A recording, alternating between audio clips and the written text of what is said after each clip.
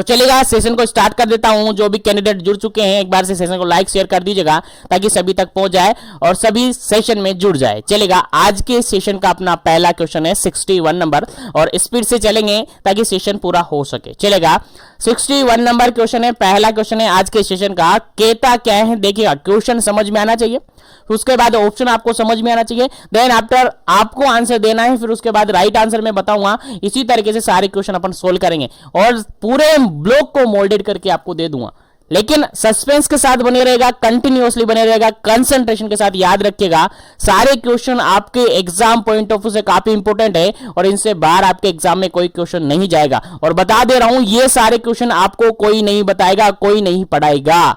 इसीलिए जीवन एजुकेशन के साथ जुड़े रहिए, आपको सारी चीजें यहां पर अवेलेबल हो जाएगी और आपका सिलेबस बहुत ही जल्दी कंप्लीट हो जाएगा। सेकंड ब्लॉक है, आज कंप्लीट हो जाएगा, थर्ड ब्लॉक स्टार्ट कर देंगे और एक दिन में नहीं तो दूसरे दिन में आपका एक ब्लॉक फिनिश है, यानी 20 तारीख से पहले आपका सारा सिलेबस कंप्लीट हो जाएगा। उसके बाद प्रीवियसली एग्जाम के जो पेपर बचे हुए हैं उनको अपन सोल्व करवा देंगे और उसके बाहर कोई क्वेश्चन बाहर नहीं जाएगा, सारा कुछ आपके हाथ में आ जाएगा। चलेगा, क्वेश्चन का आज के सेशन का पहला क्वेश्चन, इसको डिस्कस करते हैं और सेशन को स्टार्ट करते हैं। 61 नंबर क्वेश्चन है, समझते हैं। 61 नंबर क्वेश्चन कहता है separation of placenta start at the lower edge of the placenta at the lateral border in. देखिए क्वेश्चन सिंपल सा यहां पर है, प्लेसेंटा के सेपरेशन से रिगार्डेड क्वेश्चन है। प्लेसेंटा का सेपरेशन हो रहा है, कहां से स्टार्ट होता है ये, lower edge of the placenta at the lateral border. Lateral border से क्या है, प्लेसेंटा कहां से सेपरेट हो रहा है, lower edge of the placenta at the lateral edge, यानी लोअर बॉर्डर से स्टार्ट हो रहा है और लेटरल बॉर्डर से स्टार्ट हो रहा है। लोअर एज से स्टार्ट हो रहा है और लेटरल बॉर्डर से स्टार्ट हो रहा है। अगर प्लेसेंटा का सेपरेशन लोअर बॉर्डर और लोअर एज और लेटरल बॉर्डर से स्टार्ट हो रहा है तो वो किस टाइप का सेपरेशन होगा। जनरली आपने पढ़ा होगा दो सेपरेशन आपने पढ़े होंगे, जनरली दो सेपरेशन आपने पढ़े होंगे। एक पढ़ा है आपने मैथ्यू डंकन मैकेनिज्म, दूसरा पढ़ा है आपने सुल्ज मैकेनिज्म। दो ही मैकेनिज्म बेसिकली आपने पढ़ा है। एक मैकेनिज्म पढ़ा है आपने मैथ्यू डंकन मैकेनिज्म और दूसरा मैकेनिज्म आपने पढ़ा है सुल्ज मैकेनिज्म। तो यहां पर आपका दो ही ऑप्शन मान के चलेगा, दो ऑप्शन तो मैंने हटा दिए, दो ही ऑप्शन आपके सामने हैं और दोनों ही ऑप्शन से आपसे क्वेश्चन करने और दोनों ही तरीके के क्वेश्चन आपके एग्जाम में पूछे जा सकते हैं। दोनों में से एक तो आपके एग्जाम में पूछने की ज्यादा संभावना रहती है। चलेगा, इस क्वेश्चन के अंदर क्वेश्चन समझ में आएगा। क्वेश्चन ये है कि प्लेसेंटा का सेपरेशन हो रहा है और प्लेसेंटा का सेपरेशन जो हो रहा है वो स्टार्ट होता है कहां से, lower edge of the placenta, placenta के लोअर एज से और लेटरल बॉर्डर से। कहां से, लोअर एज से और लेटरल बॉर्डर से स्टार्ट हो रहा है तो किस टाइप का मैकेनिज्म होगा। पहला ऑप्शन यहां पर Matthew Duncan mechanism, second option है यहां पर सुल्ज मैकेनिज्म और थर्ड ऑप्शन यहां पर हेमेटोस्टेसिस हीमोस्टेसिस और फोर्थ ऑप्शन यहां पर कंट्रोल कोड ट्रैक्शन। यहां से मैंने दो ऑप्शन काट दिए, दो ही ऑप्शन आपके पास है बस। सेपरेशन से रिगार्डेड अगर बात करें ना तो दो ही ऑप्शन आपके पास है, मैथ्यू डंकन मैकेनिज्म है, दूसरा सुल्ज मैकेनिज्म है। बताइएगा कौन सा मैकेनिज्म यहां पर लग रहा है जिसके थ्रू आपका प्लेसेंटा सेपरेट हो रहा है। चलेगा, आंसर आपको बताना है क्या इसका करेक्ट आंसर है। ध्यान रहे, पॉइंट आपको याद रखना है क्या कह रहा है। क्वेश्चन में हाईलाइट इसलिए कर रहा हूं ताकि आपको हमेशा याद रहे, अगर क्वेश्चन आ जाए ना तो नींद में भी सोल्व कर सके। प्लेसेंटा का सेपरेशन हो रहा है lower edge of the placenta से और लेटरल बॉर्डर से। अभी एक इमेज भी आपको दिखा दूंगा ताकि आपको हमेशा याद रहे, ठीक है। प्लेसेंटा का सेपरेशन लोअर एज से हो रहा है और लेटरल बॉर्डर से हो रहा है, तो ये टाइप का जो मैकेनिज्म है वो कौन सा मैकेनिज्म है, आंसर आपको देना है फटाफट से। इसका करेक्ट आंसर क्या होगा। चलेगा, इस क्वेश्चन का बिल्कुल करेक्ट आंसर है, that is option number first, बिल्कुल करेक्ट आंसर है। ऑप्शन नंबर फर्स्ट बिल्कुल करेक्ट आंसर है इस क्वेश्चन का, क्योंकि अगर प्लेसेंटा का सेपरेशन लोअर एज से हो और लेटरल पोजीशन से हो, that is mechanism Matthew Duncan mechanism. याद रहे, मैथ्यू डंकन मैकेनिज्म है। कौन सा मैकेनिज्म है, मैथ्यू डंकन मैकेनिज्म है। और मैथ्यू डंकन मैकेनिज्म के अंदर जो प्लेसेंटा सेपरेट होता है वो लोअर एज से होता है। कहां से होता है, लोअर एज से होता है और लेटरल बॉर्डर से होता है। लोअर एज से होता है और लेटरल बॉर्डर से होता है। अगर बात करें कि इस टाइप के मैकेनिज्म के अंदर सबसे पहले कौन सा पार्ट विजिबल होता है, कौन सा पार्ट विजिबल होता है वाल्व के थ्रू, तो यहां से अपन कहेंगे कि यहां पर मैटरनल सरफेस अवेलेबल होती है। क्या मैटरनल सरफेस सबसे पहले दिखाई देती है, याद रहे मैटरनल सरफेस सबसे पहले दिखाई देती है मैथ्यू डंकन मैकेनिज्म में। क्वेश्चन आ जाए कि maternal separation of placenta, placenta का सेपरेशन हो रहा है मैथ्यू डंकन मैकेनिज्म के थ्रू, तो बताइएगा कि वाल्व के थ्रू सबसे पहले अपीयरेंस किसका होगा। आपका आंसर होगा सर मैटरनल सरफेस सबसे पहले अपीयर होगी। कौन सी सरफेस? मैटरनल सरफेस सबसे पहले अपीयर होगी। उसके बाद एक और पॉइंट यहां से आपको याद रखना है कि मैथ्यू डंकन मैकेनिज्म के अंदर जो ब्लीडिंग होती है वो एक्सेस ब्लीडिंग देखने को मिलती है, कह सकते हैं मोर ब्लीडिंग होती है कंपेयर टू सुल्ज मैकेनिज्म, यानी मोर ब्लीडिंग यहां पर देखने को मिलती है कंपेयर टू सुल्ज मैकेनिज्म। याद रहे इंपॉर्टेंट क्वेश्चन है, ठीक है। उसके अलावा एक और क्वेश्चन यहां पर आपको याद रखना है, यहां पर जो रेट्रो प्लेसेंटल क्लोट होता है उसका फॉर्मेशन नहीं होता है। क्या? Retro placental clot, retro placental clot जो बनता है उसका फॉर्मेशन यहां पर नहीं होता है। इंपॉर्टेंट क्वेश्चन है, यहां से मैंने मैकेनिज्म के रिगार्डेड जो भी की पॉइंट्स बनते हैं वो मैंने बता दिए। पहला काम आपका क्या है? मैथ्यू डंकन मैकेनिज्म के अंदर जो सेपरेशन ऑफ प्लेसेंटा होता है वो लोअर एज से होता है। कहां से होता है? लोअर एज से होता है। उसके अलावा बॉर्डर की बात करें तो लेटरल बॉर्डर से होता है। कहां से? लेटरल बॉर्डर से होता है। एक क्वेश्चन यहां से बन गया। दूसरा क्वेश्चन अगर बात करें तो मैथ्यू डंकन मैकेनिज्म के अंदर सबसे पहले विजिबल पार्ट है आपका मैटरनल सरफेस। सबसे पहले क्या विजिबल होता है? मैटरनल सरफेस विजिबल होता है। याद रहे इंपॉर्टेंट क्वेश्चन है, भूलना नहीं है, ठीक है। मैटरनल सरफेस यहां पर क्या होता है? विजिबल होता है। उसके अलावा अगर अपन आगे बात करें तो यहां पर जो ब्लीडिंग देखने को मिलती है वो मोर ब्लीडिंग देखने को मिलती है, ज्यादा ब्लीडिंग यहां पर होती है। क्या होता है? ज्यादा ब्लीडिंग यहां पर होता है। उसके अलावा अगर बात करें तो यहां पर रेट्रो प्लेसेंटल क्लोट का फॉर्मेशन नहीं होता है। रेट्रो प्लेसेंटल क्लोट का फॉर्मेशन यहां पर नहीं होता है। कहां पर नहीं होता है? रेट्रो प्लेसेंटल क्लोट का फॉर्मेशन यहां पर नहीं होता है। याद रहे तो ये सारे क्वेश्चन मैंने यहां पर की पॉइंट्स करके आपको बता दिए हैं, आपको याद रखना है, इंपॉर्टेंट है। चलेगा आगे बढ़ते हैं, फिर इसके बाद इमेज में मैं आपको बता दूंगा। चलेगा नेक्स्ट क्वेश्चन की बात करते हैं। 62 नंबर क्वेश्चन है। 62 नंबर क्वेश्चन क्या कहता है? सिंपल सा वही सेपरेशन से रिगार्डेड क्वेश्चन है। मैंने कहा है पूरे ब्लॉक को मोल्डेड करके दूंगा, तो हर क्वेश्चन को मैं आपके सामने सोल्व करके बताऊंगा कि हर क्वेश्चन के अंदर क्या आंसर होना चाहिए, कैसे क्वेश्चन का आंसर होना चाहिए। चलेगा नेक्स्ट क्वेश्चन है placenta separate in the centre, placenta separate in the center and fold it on the itself and descend into the lower pole of the uterus। देखिए सिंपल सा क्वेश्चन यहां पर ये कहा जा रहा है कि प्लेसेंटा सेपरेट हो रहा है कहां से? सेंटर से, और सेंटर से सेपरेट होकर ये फोल्ड हो जाता है, अपने आप ही फोल्ड हो जाता है और डिसेंड होकर कहां आ जाता है? लोअर पोल ऑफ यूट्रस पर आ जाता है।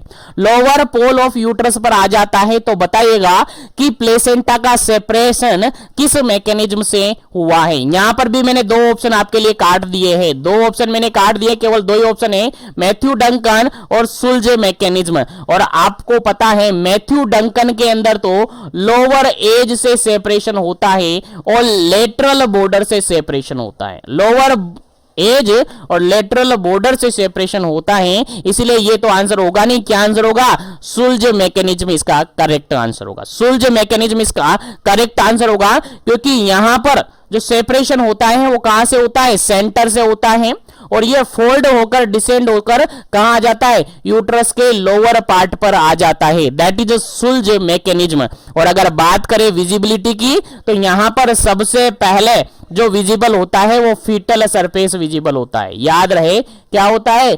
फीटल सरफेस विजिबल होता है। मैथ्यू डंकन में कौन सा सरफेस विजिबल हुआ था? Maternal surface.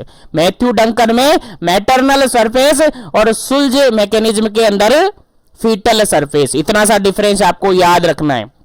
उसके अलावा अगर बात करें अपन तो यहां पर जो ब्लीडिंग होती है वो मिनिमम होती है, ब्लीडिंग जो होती है मिनिमम ब्लीडिंग यहां पर देखने को मिलती है, याद रहे इंपॉर्टेंट पॉइंट है।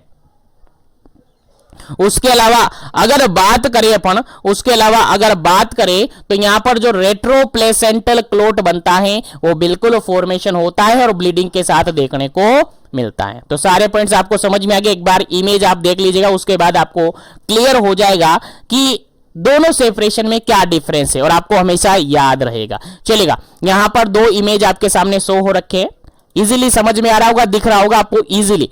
अगर नहीं दिख रहा हो तो अपने मॉड्यूल्स के अंदर देख लीजिएगा, अपने मॉड्यूल्स के अंदर शो हो रखा है। पेज नंबर बता दूं 101 पेज नंबर पर है, 101 101 पेज नंबर पर है। जो फर्स्ट इमेज आप देख पा रहे हो, पहला इमेज जो आप देख पा रहे हो ये है आपका सुल्ज मैकेनिज्म, ये है आपका सुल्ज मैकेनिज्म। और दूसरा इमेज है आपका मैथ्यू डंकन मैकेनिज्म, दूसरा मैकेनिज्म है आपका मैथ्यू डंकन मैकेनिज्म। पहला इमेज सुल्ज मैकेनिज्म, दूसरा इमेज आपका मैथ्यू डंकन मैकेनिज्म। देखिए अब समझिएगा क्या डेफिनेशन के अकॉर्डिंग क्या ये क्लियर होता है। चलेगा, अपन ने कहा था सुल्ज मैकेनिज्म की पहली बात कर लेते हैं अपन, सुल्ज मैकेनिज्म की।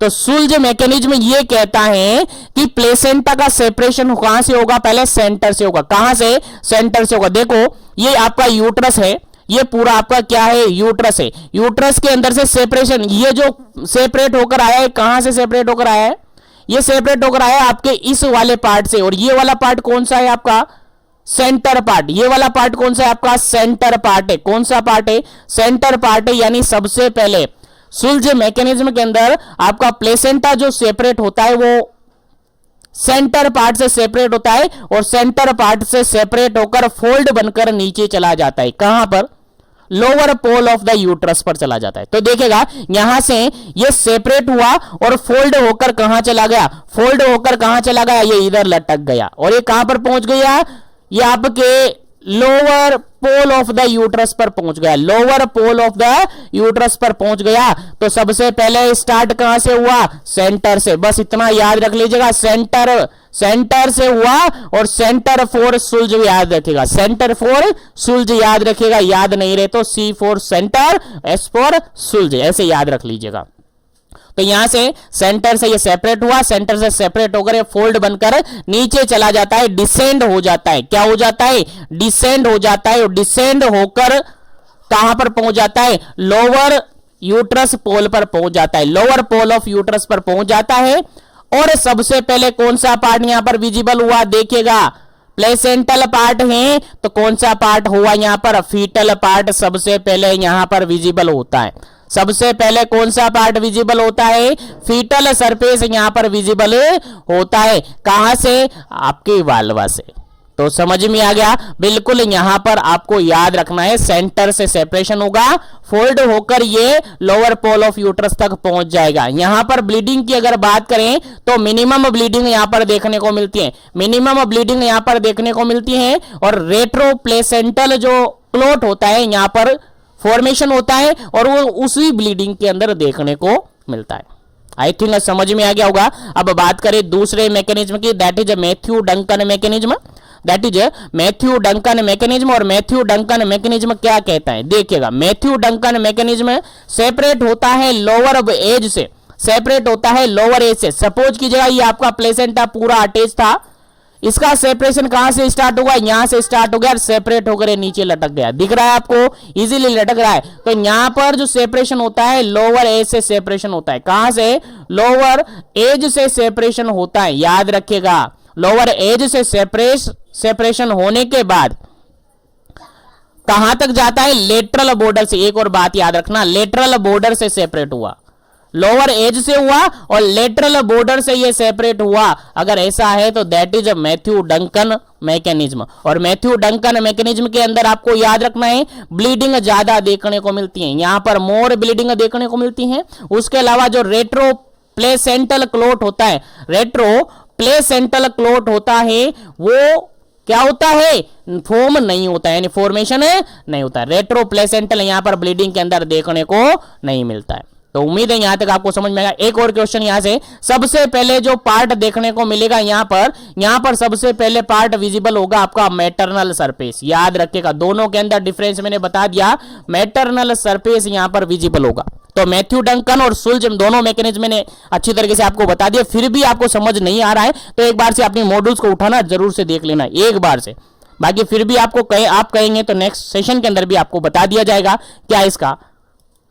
चलेगा, आगे बढ़ते हैं नेक्स्ट क्वेश्चन पर। और यहां तक कि दोनों क्वेश्चन आपको क्लियर हो गए होंगे। अब आगे बढ़ते हैं नेक्स्ट क्वेश्चन पर। नेक्स्ट क्वेश्चन है आपका हीमोस्टेसिस। और हीमोस्टेसिस जनरली आप सबको पता है, हीमोस्टेसिस मतलब एक तरीके से बैलेंस से रिगार्डेड काम होता है। स्टेसिस मतलब एक तरीके से बैलेंस, और हीम मतलब कि ब्लड से रिगार्डेड है। ब्लड से रिगार्डेड यानी कि जनरली जो क्लोट बनता है, प्लेसेंटल क्लोट बनता है, उससे रिगार्डेड बात की जाती है। ठीक है, तो हीमोस्टेसिस की बात आ रही है तो इसके अंदर कौन सा ऑप्शन बिल्कुल करेक्ट है, ऑप्शन कौन सा करेक्ट है, इससे रिगार्डेड आंसर आपको बताना है। चलेगा, 63 नंबर क्वेश्चन है। पहला ऑप्शन है यहां पर vigorous uterine contraction followed the placental separation. Second option है यहां पर no retro placental clot. Third option है यहां पर fetal surface appear at the vulva with the membranes trailing behind. Fourth option है lightning of the umbilical cord. चलेगा, क्या इसका करेक्ट आंसर होगा, आंसर आपको देना है फटाफट से, क्या इसका करेक्ट आंसर होगा, देन आफ्टर आपको आंसर मिल जाएगा। चलेगा, जल्दी कीजिएगा, क्या इसका करेक्ट आंसर होगा। 63 नंबर क्वेश्चन आपका है, क्या इसका करेक्ट आंसर होगा। चलेगा, चलिए इसका बिल्कुल करेक्ट आंसर है, that is option number first, बिल्कुल करेक्ट आंसर है। वाइग्रस यूटेराइन कॉन्ट्रैक्शन, जिसके कारण से आपका प्लेसेंटा क्या होता है, सेपरेट होता है, सेपरेट होकर वहां पर रेट्रो प्लेसेंटल क्लोट्स वगैरह बन जाते हैं। बिल्कुल करेक्ट आंसर है ऑप्शन नंबर फर्स्ट, बिल्कुल करेक्ट आंसर है। चलेगा, आगे बढ़ते हैं नेक्स्ट क्वेश्चन पर, लेकिन सेशन को लाइक शेयर करते रहेगा ताकि सभी तक सेशन पहुंच जाए। और जो भी कैंडिडेट पहली बार विजिट कर रहे हैं चैनल को जरूर से सब्सक्राइब कर ले ताकि इसी तरीके से कंटिन्यू सेशन आपको मिल सके, आपको सेशन का वेट ना करना पड़े और नोटिफिकेशन आप तक पहुंच जाए। चलेगा, नेक्स्ट क्वेश्चन है आपके सामने 64 नंबर क्वेश्चन। और 64 नंबर क्वेश्चन कहता है what is the full form of AMTSL। AMTSL, चलेगा, फुल फॉर्म आपसे पूछिए, सिंपल सा फुल फॉर्म है, ऑप्शन के अकॉर्डिंग आंसर देना है। पहला ऑप्शन है यहां पर active management of third stage of labour. Third stage of labour है उसका एक्टिव मैनेजमेंट। सेकंड ऑप्शन है active management of trial stage of labour. Third option है यहां पर action management of third stage of labour. और fourth option है यहां पर management of true stage of labour. चलेगा, क्या इसका करेक्ट आंसर है, उम्मीद है सभी को पता है इसका आंसर। जिसको पता नहीं है वो याद रखिएगा क्योंकि एग्जाम में आपसे पूछा जा सकता है, इंपॉर्टेंट है। AMTSL का अगर फुल फॉर्म अपन देखें तो बिल्कुल करेक्ट आंसर क्या होगा, जल्दी से अपना आंसर कमेंट कीजिएगा, क्या इसका करेक्ट आंसर होगा। चलेगा, इस क्वेश्चन का अगर बिल्कुल करेक्ट आंसर अपन देखें तो ऑप्शन नंबर फर्स्ट बिल्कुल करेक्ट आंसर है, active management of third stage of labour. A for active, M for management, T for third, S for stage और L फॉर लेबर। तो active management of third stage of labour इसका full form है। बिल्कुल correct answer है option number first, बिल्कुल correct answer है। चलेगा, आगे बढ़ते हैं नेक्स्ट क्वेश्चन पर। नेक्स्ट क्वेश्चन है आपका 65 नंबर क्वेश्चन। और 65 नंबर क्वेश्चन क्या कहता है, देखिएगा, समझिएगा क्वेश्चन क्या कहता है। क्वेश्चन ये कह रहा है क्राइटेरिया या क्रिटिकल स्टेप ऑफ AMTSL, यानी active management of third stage of labour के अंदर जो क्रिटिकल स्टेप्स होती हैं, क्रिटिकल स्टेप होती हैं, वो क्या होती हैं। आंसर आपको बताना है फॉलोइंग ऑप्शन में से कौन सा करेक्ट आंसर है। पहला ऑप्शन यहां पर है एडमिनिस्ट्रेशन ऑफ यूटेरोटोनिक ड्रग का एडमिनिस्ट्रेशन किया जाना। सेकेंड ऑप्शन है control of code traction.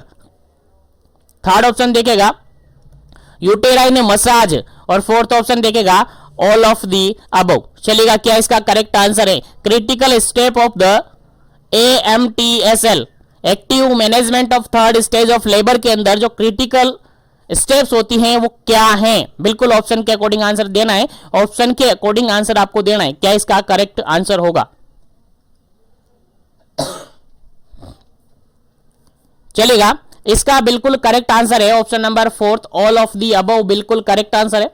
All of the above बिल्कुल करेक्ट आंसर है, क्योंकि अब हम स्टेप की बात करें, थर्ड स्टेज ऑफ लेबर की अगर अपन बात करें, मैनेजमेंट की बात कर रहे हैं अपन, active management of third stage of labour की अगर बात करते हैं तो सबसे पहला काम होता है, यहां पर देखेगा आप फर्स्ट जो ऑप्शन है वो बिल्कुल सही है। यहां पर आप यूटेरोटोनिक जो ड्रग है उसका यूज करते हैं, यूटेरोटोनिक ड्रग का यूज करते हैं, मतलब कि यहां पर कॉन्ट्रैक्शन लाने का काम करते हैं। और कॉन्ट्रैक्शन लाने के लिए आप क्या करते हैं, ऑक्सीटोसिन इंजेक्शन लगाते हैं। क्या लगाते हैं, ऑक्सीटोसिन का इंजेक्शन लगाते हैं 10 international unit, 10 international unit IM route से आप इसको लगाते हैं, आईएम रूट से आप इसको लगाते हैं। जरूरत पड़ती है तो इसको फिर आईवी यानी ड्रिप के साथ भी एडमिनिस्टर किया जाता है, ठीक है। उसके अलावा यहां पर आप टेबलेट यूज करते हैं, टेबलेट आप अवेलेबल करवाते हैं, और टेबलेट होती है जनरली आप सबको याद होगा मीजोप्रोस्टोल। कौन सी टेबलेट, मीजोप्रोस्टोल, जो कि 600 माइक्रोग्राम की होती हैं, जो कि ओरली आप यूज कर सकते हैं, ओरली यहां पर एडमिनिस्टर की जाती है। याद रखिए, दोनों ही आपको याद होनी चाहिए।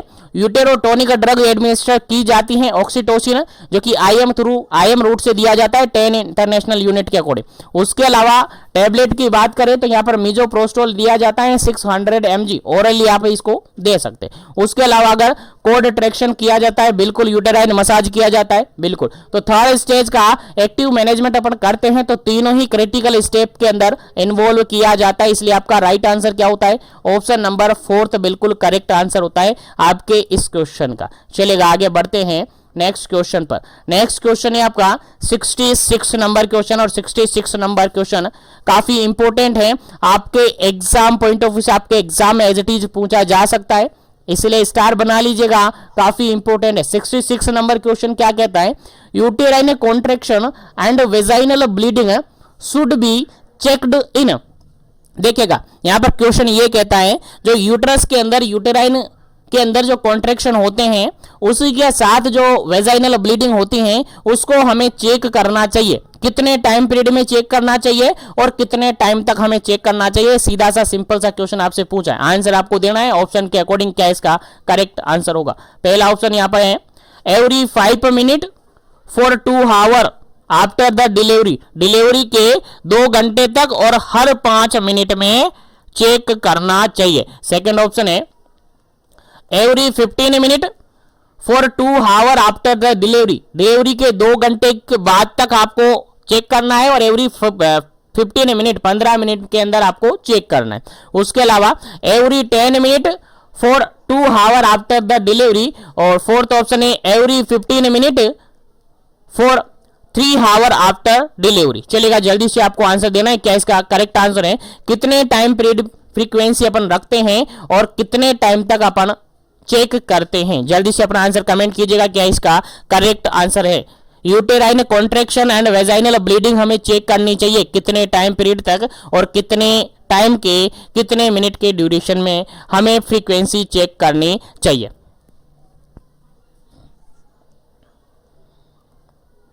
चलिए यहां पर बिल्कुल करेक्ट आंसर की अगर अपन बात करें तो ऑप्शन नंबर सेकंड बिल्कुल करेक्ट आंसर है। यहां पर आफ्टर डिलीवरी हर 15 मिनट में आपको कॉन्ट्रैक्शन और ब्लीडिंग चेक करनी है, हर 15 मिनट में। और ये काम कब तक करना है, आपको 2 घंटे तक करना है। कब तक करना है, 2 घंटे तक करना है, यानी every 15 minute for 2 hour after the delivery बिल्कुल करेक्ट ऑप्शन है इस क्वेश्चन का। चलेगा, उम्मीद है समझ में आ गया होगा, तो सेशन को लाइक शेयर कर दीजिएगा ताकि नेक्स्ट क्वेश्चन पर पहुंचे। चलेगा, नेक्स्ट क्वेश्चन आपके सामने 67 नंबर क्वेश्चन, और 67 नंबर क्वेश्चन क्या कहता है देखिएगा।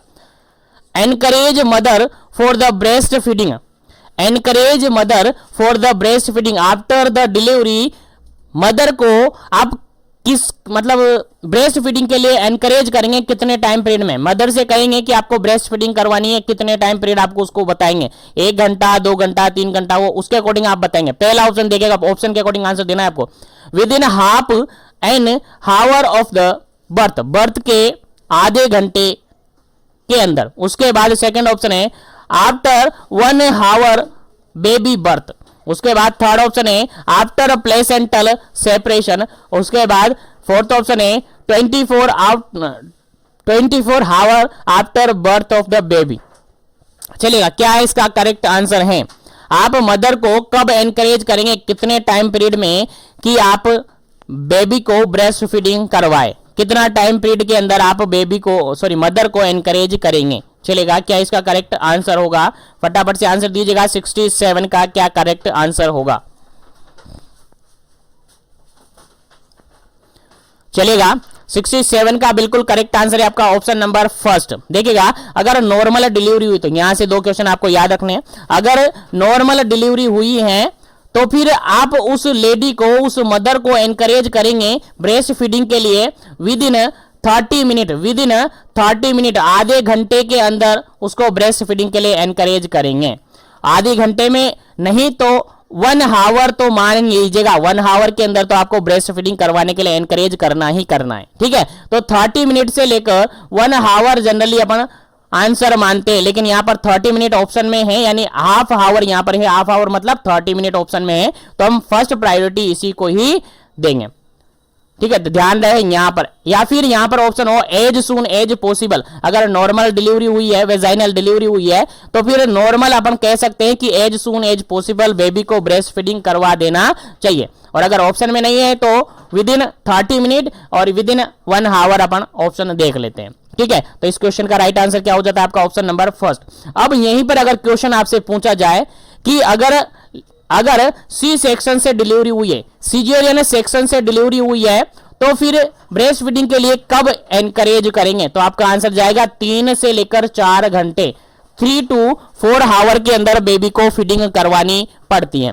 3 से 4 घंटे आपको वेट करना होता है, यानी 3 to 4 आवर के अंदर आपको क्या करवानी होती है? बेबी को फीडिंग करवानी होती है। ऐसी कंडीशन में आपको 1 घंटे या आधे घंटे में फीडिंग नहीं करवानी होती है। याद रखिएगा, इतना सही डिफरेंस आपको याद होना चाहिए। अगर नॉर्मल डिलीवरी है, वेजाइनल डिलीवरी है, तो आधे घंटे या 1 घंटे के अंदर बेबी को ब्रेस्ट फीडिंग करवाने के लिए मदर को एनकरेज करते हैं। और अगर सी सेक्शन हुआ है तो फिर 3 से 4 घंटे वेट किया जाता है, यानी 3 से 4 घंटे के अंदर उसको ब्रेस्ट फीडिंग करवाई जाती है। उम्मीद है समझ में आ गया होगा। तो आगे बढ़ते हैं नेक्स्ट क्वेश्चन पर, और नेक्स्ट क्वेश्चन आपके लिए काफी इंपोर्टेंट है, देखिएगा। 68 नंबर क्वेश्चन है, और 68 नंबर क्वेश्चन कहता है which of the following method is used if the placenta is delivered. देखिएगा, क्वेश्चन यहां पर सिंपल सा ये कहा जा रहा है कि आप कौन सा मेथड काम में लेंगे जब प्लेसेंटा क्या हो चुका है? डिलीवर्ड हो चुका है। अब प्लेसेंटा डिलीवर हो चुका है तो कौन सा मेथड आप काम में लेंगे? ऑप्शन के अकॉर्डिंग आपको आंसर देना है। पहला ऑप्शन है यहां पर मसाज ऑफ यूट्रस, यूट्रस को मसाज करेंगे। सेकंड ऑप्शन है यहां पर examine the placenta and membrane, और थर्ड ऑप्शन यहां पर है explore the uterus for retained placenta bite, और फोर्थ ऑप्शन है ऑल ऑफ दी अबव। चलेगा, 68 क्वेश्चन का क्या करेक्ट आंसर होगा? 68 का क्या करेक्ट आंसर होगा? क्वेश्चन सिंपल सा ये है कि प्लेसेंटा डिलीवर्ड हो चुका है, बेबी डिलीवर्ड हुआ, उसके बाद प्लेसेंटा भी डिलीवर्ड हो चुका है। अब आप कौन सा मेथड यहां पर काम में लेंगे? जल्दी से आपको आंसर कमेंट करना है, फिर इसका आंसर आपको बताया जाएगा। जल्दी कीजिएगा, क्या इसका करेक्ट आंसर होगा?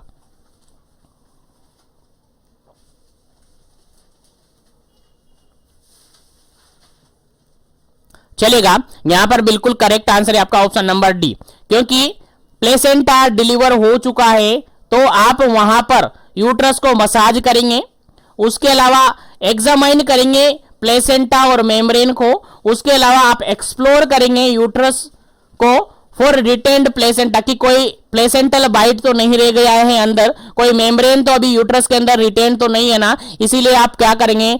मसाज करेंगे। उसके अलावा प्लेसेंटा और मेम्ब्रेन को एग्जामाइन करेंगे। उसके अलावा आप क्या करेंगे? यूट्रस को एक्सप्लोर करेंगे कि कोई बाइट, प्लेसेंटा का कोई मेम्ब्रेन का कोई पार्ट तो अंदर नहीं रह गया हो, यानी तीनों ही आप वहां पर करेंगे। तो इस क्वेश्चन का राइट आंसर आपका क्या हो जाता है? ऑप्शन नंबर फोर्थ हो जाता है, ऑल ऑफ दी अबव बिल्कुल करेक्ट है इस क्वेश्चन का। चलिएगा, आगे बढ़ते हैं नेक्स्ट क्वेश्चन पर। उम्मीद है यहां तक सभी क्वेश्चन आपको समझ में आ गए हैं। चलिएगा, नेक्स्ट क्वेश्चन की बात करते हैं। काफी इंपोर्टेंट क्वेश्चन है, स्टार बना लीजिएगा, आपके एग्जाम में पूछा जा सकता है।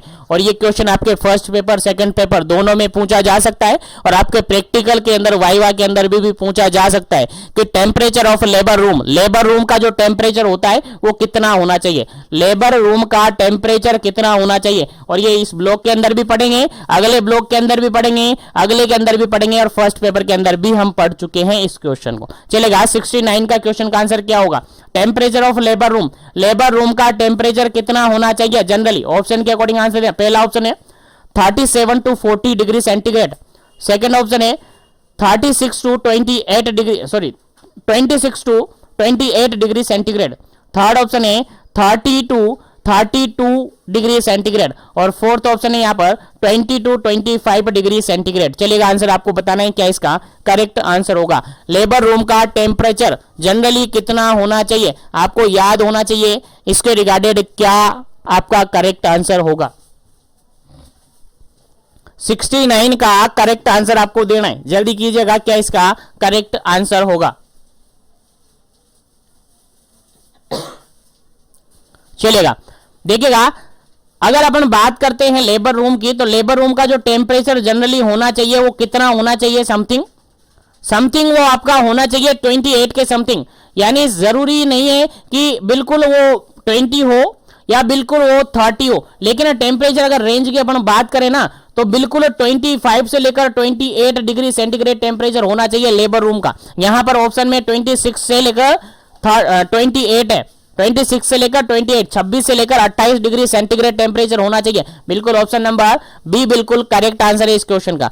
लेकिन कहीं जगह आपको ये 25 से लेकर 28 मिलेगा, यही करेक्ट आंसर है। 25 से लेकर 28 की रेंज में ही क्या होना चाहिए, लेबर रूम का टेम्परेचर होना चाहिए। यहां पर 26 और 28 डिग्री सेंटीग्रेड बिल्कुल करेक्ट आंसर हो जाता है। ध्यान रहे लेबर रूम जो है थोड़ा सा वार्म होना चाहिए, क्योंकि बेबी को हाइपोथर्मिया हो सकता है। बेबी जैसे ही एनवायरनमेंट चेंज होगा तो बेबी के अंदर हाइपोथर्मिया हो सकता है, इसलिए बेबी और लेबर रूम का जो टेम्परेचर है थोड़ा सा वार्म होना चाहिए।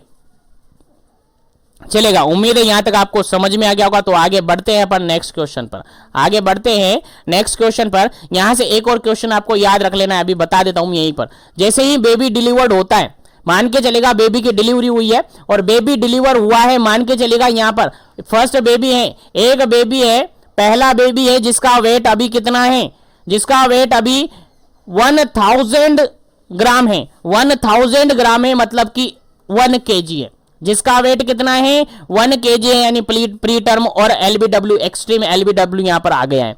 तो ऐसी कंडीशन में बेबी को आप सबको पता है विटामिन के इंजेक्शन लगाया जाता है। विटामिन के इंजेक्शन लगाया जाता है, क्यों लगाया जाता है, ब्लीडिंग टेंडेंसी को रोकने के लिए। ब्लीडिंग टेंडेंसी को रोकने के लिए विटामिन के का इंजेक्शन लगाया जाता है। तो नियोनेट है, न्यूबॉर्न है, जिसका वेट 1000 ग्राम से कम है, यानी 1 kg से कम है, 1000 ग्राम से कम है, तो ऐसे बच्चे के अंदर, ऐसे बेबी के अंदर आप जो इंजेक्शन लगाएंगे विटामिन के का, उसका डोज क्या रहेगा, आपका आंसर रहेगा सर 0.5 mg होगा। और IM रूट से लगाएंगे, किस रूट से, IM रूट से लगाएंगे, 0.5 mg होगा। अगर बेबी का वेट 1000 ग्राम से ज्यादा है, यानी 1 kg से ज्यादा है, 1 kg से ज्यादा है, तो वैसी कंडीशन में बेबी के अंदर जो इंजेक्शन लगाया जाएगा विटामिन के का, वो लगाया जाएगा 1.0 mg लगाया जाएगा। कितना लगाया जाएगा, 1.0 mg लगाया जाएगा।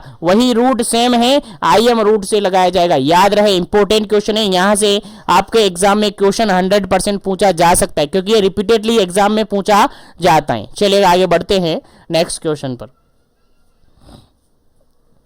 चलिए नेक्स्ट क्वेश्चन आपके सामने काफी इंपॉर्टेंट है, 70 नंबर क्वेश्चन काफी इंपॉर्टेंट है। Fourth stage is define as, खाली जगह छोड़ा हुआ है, इसको आपको भरना है। After the delivery of the placenta and membrane. देखिएगा सिंपल सा यहाँ पर क्वेश्चन का डेफिनेशन पूछा है। जो फोर्थ स्टेज होती है, जनरली आप सबको बताया मैंने, प्रीवियसली सेशन के अंदर भी बताया था कि जो लेबर की स्टेजेस होती है मेनली 3 स्टेज होती है, लेकिन फोर्थ स्टेज भी इंक्लूड की जाती है। फोर्थ स्टेज आपकी ऑब्जर्वेशनल स्टेज होती है।